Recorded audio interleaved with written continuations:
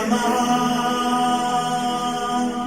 हरे हराय नमः। हरे कृष्णा। आज हम भगवत गीता अध्याय 13 श्लोक नंबर 22 सीखेंगे। चलिए शुरू करते हैं।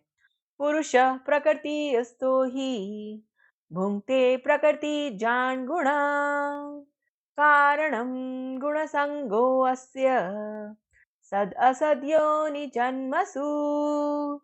अब हम इसे धीरे धीरे बोलकर समझते हैं। पुरुषः प्रकृतिस्थो हि भुङ्क्ते प्रकृति जान गुणान कारणम गुणसंगो अस्य सद असत योनि जन्मसु।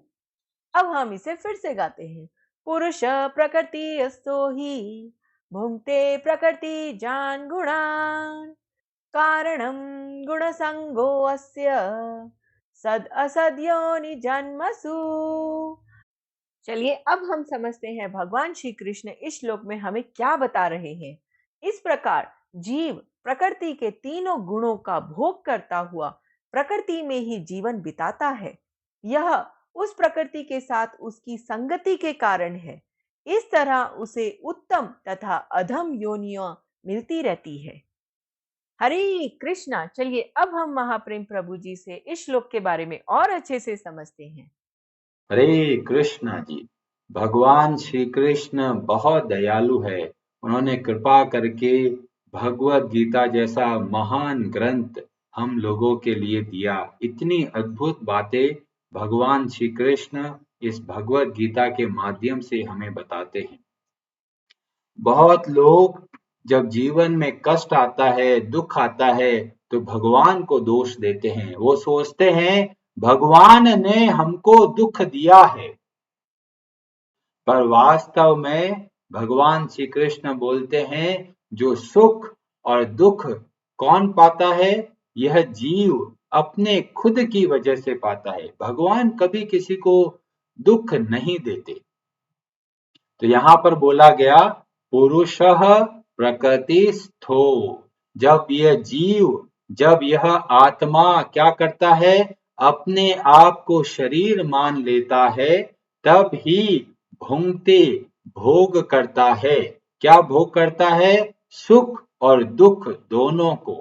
और इसी वजह से कारणम गुण संगो अस्य। गुण मतलब जो तीन गुण है, सत्व गुण, रजोगुण और तमोगुण।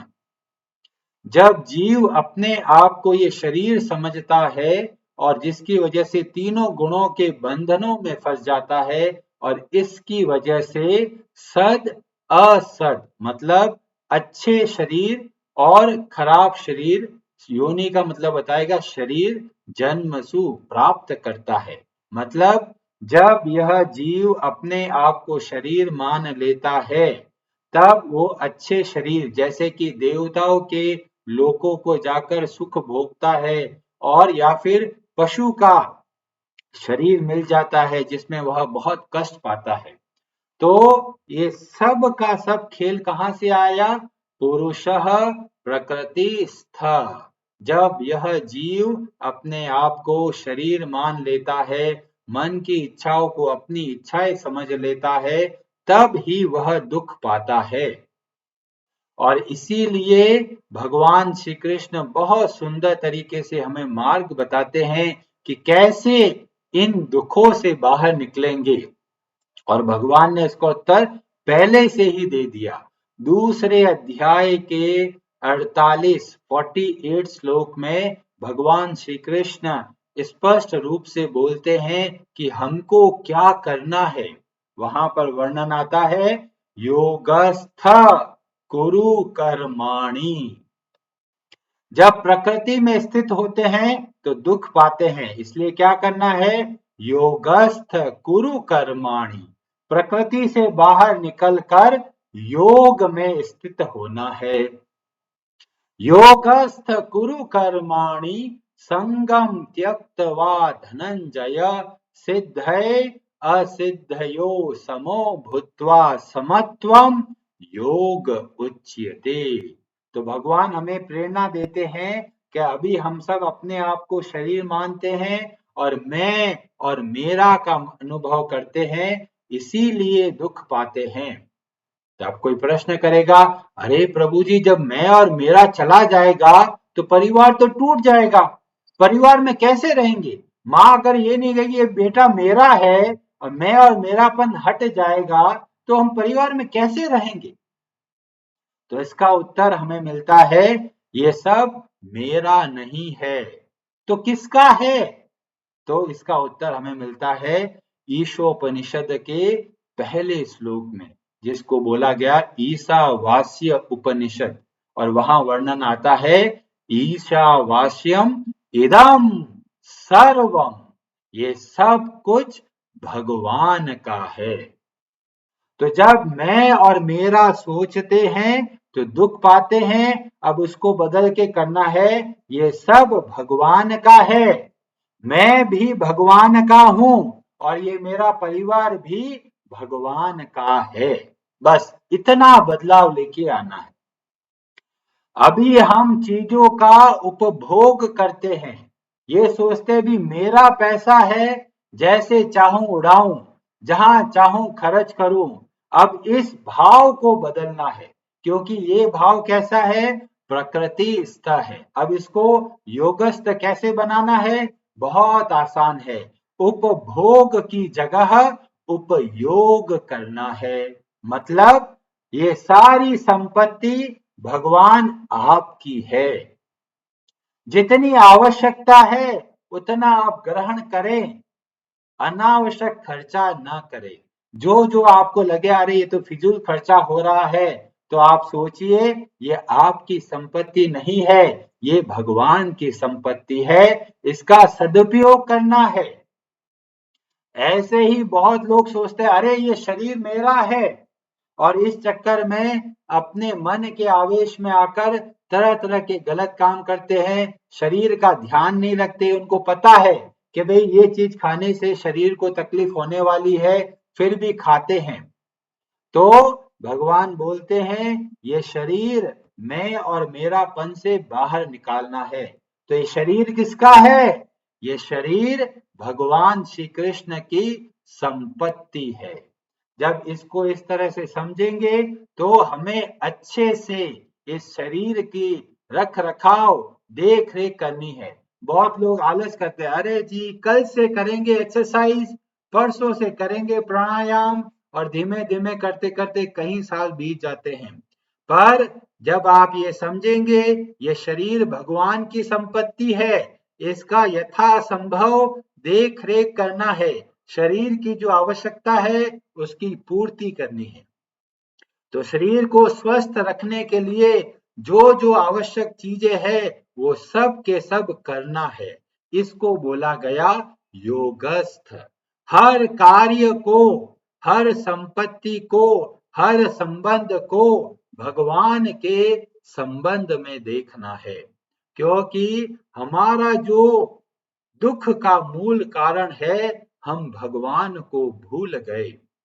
चैतन्य चरितामृत के मध्य लीला में बहुत सुंदर वर्णन आता है, कृष्ण भूली सई जीव अनादि बहिर्मुख, हम भगवान श्री कृष्ण को भूल गए, इसलिए इस संसार में दुख पा रहे हैं। अतएव माया तारे दे संसार दुख। जैसे ही हम भगवान श्री कृष्ण को भूल गए, यह संसार हमें दुख देने लग गया।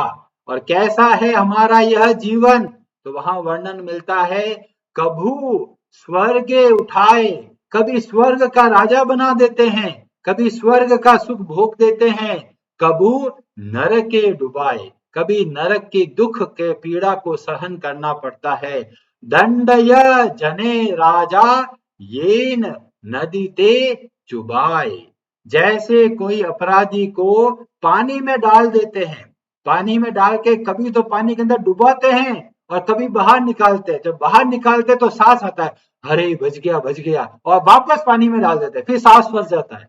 ऐसे ही हमारे जीवन में सुख और दुख दोनों आते रहते हैं।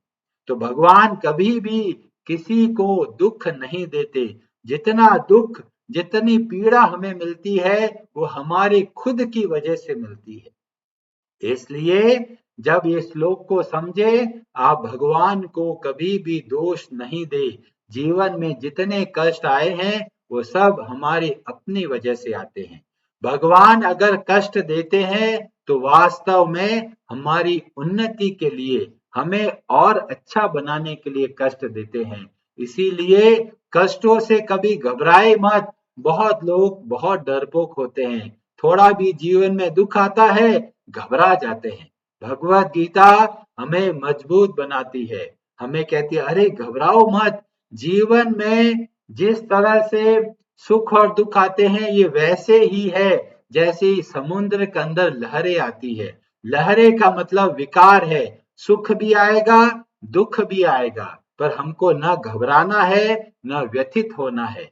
हमारा केंद्र निश्चित होना चाहिए, हम भगवान के हैं और हमें भगवान की सेवा में अपने जीवन को बिताना है। तो कई लोग बोलेंगे अरे जी ये तो बहुत आराम है, बहुत आसान है, बस मैं आत्मा हूं आज से खत्म। तो क्या इससे जीवन चल जाएगा? नहीं चलेगा। क्यों नहीं चलेगा? क्योंकि अभी जो समझा है वो अधूरा ज्ञान समझा है। क्यों? क्योंकि जैसे कोई व्यक्ति है, गर्मियां बहुत आ रही है, लोग बोलते हैं जी मुझे तो स्विमिंग सीखना है। स्विमिंग कराने सिखाने वाले के पास गए कि स्विमिंग सीखना है जी, एक हाथ आगे लेके आना है, पाँव को हिलाना है, आगे हिलाना है, मुंह को हिलाना है, ठीक है समझ में आ गया? हाँ जी समझ में आ गया, चलो पानी में कूद के दिखाओ। जैसे ही पानी में कूदे, अरे जी बचाओ मेरे को डूब रहा हूं। अरे मैंने सारा ज्ञान दे दिया। तो ज्ञान तो दे दिया पर अनुभव नहीं है। ऐसे ही बहुत लोग बोलते हैं मैं आत्मा हूं, पर ये सब थ्योरेटिकल ज्ञान है, प्रैक्टिकल ज्ञान नहीं है। प्रैक्टिकल ज्ञान कहां से मिलेगा? तो बताया गया जब हम अच्छे से भगवान की भक्ति करते हैं तब हमें अनुभव प्राप्त होता है और हमारा अज्ञान दूर होता है। वो अज्ञान कैसे दूर होगा? जब भगवान कृपा करेंगे।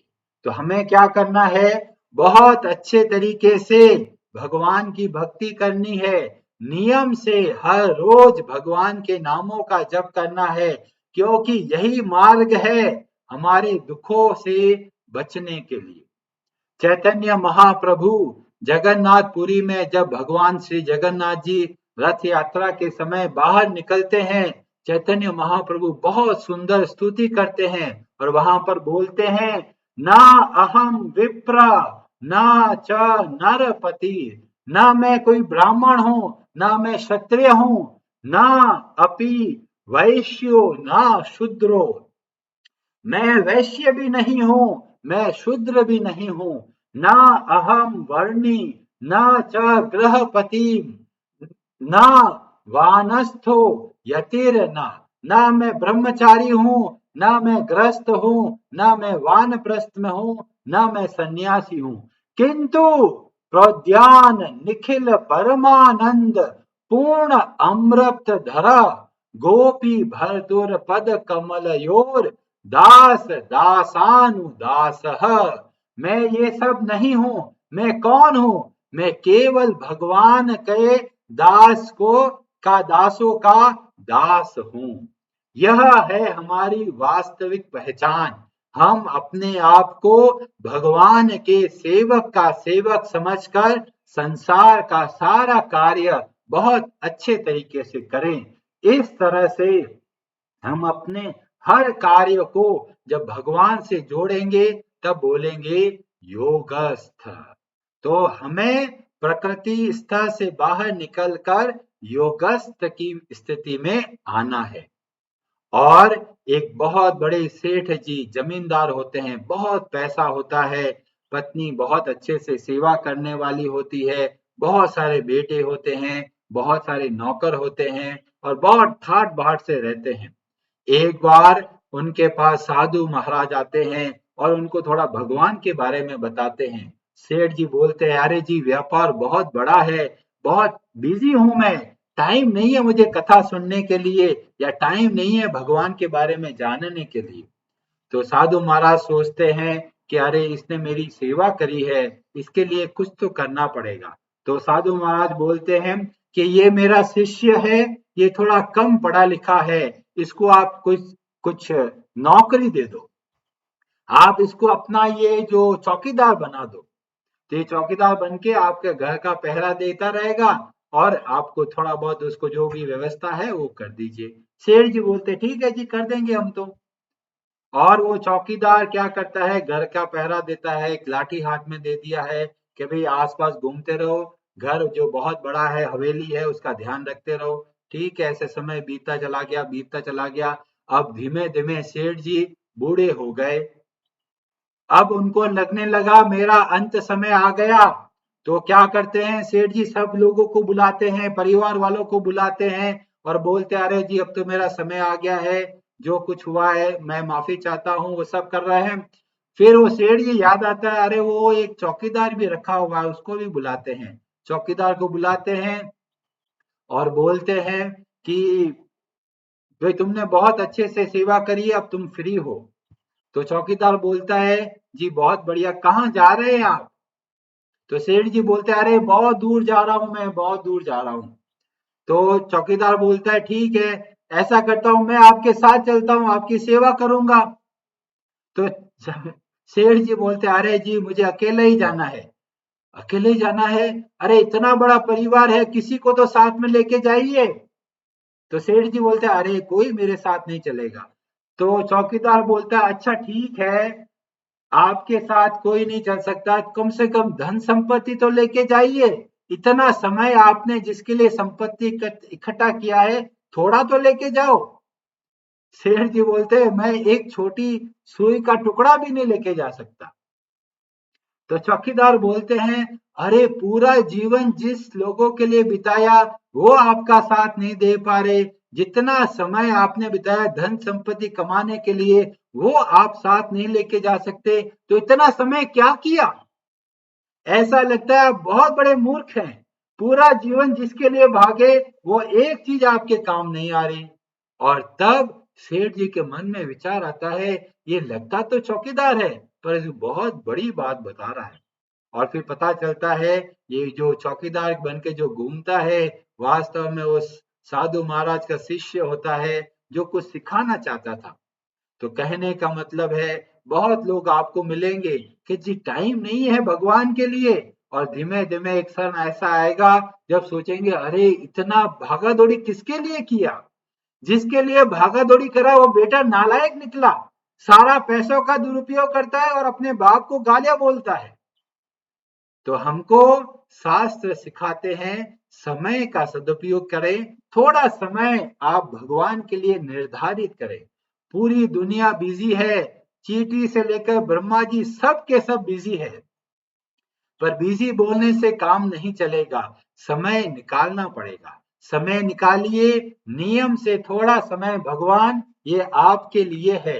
नियम से भगवान के नामों का जप करें, जो जो कार्य आप करते हो उन सब को आप भगवान की सेवा समझ के करें। इस तरह से करते करते बड़े आराम से इस संसार के बंधनों से मुक्त हो सकते हैं। हरे Krishna ji. Hare Hare Namaha